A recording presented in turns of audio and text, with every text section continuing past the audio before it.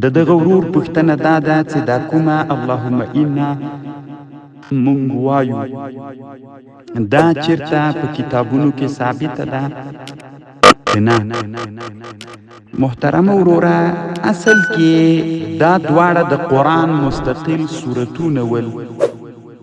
یعنی قرآن خو اوس 114 سورتونه ده، او سورت خلع او سورت حفت د اللهم انا په خپل منځ کې 2 سورته ده. یو ته سورت خلع وایي، یو ته سورت حفت وایي. دا منسوخ قرآن د محترمه.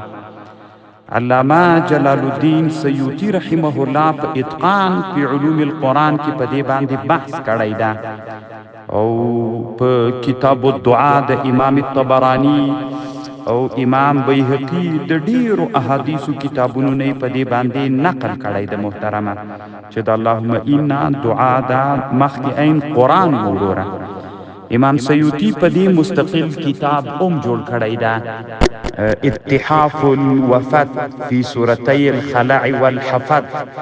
دغه نامه باندې هغه ټول روایتونه چې اللهم انا په اړه باندې راغلي دي هغه پکې راوړي دي. اتحاف الوفت فی سورتی الخلع والحفت.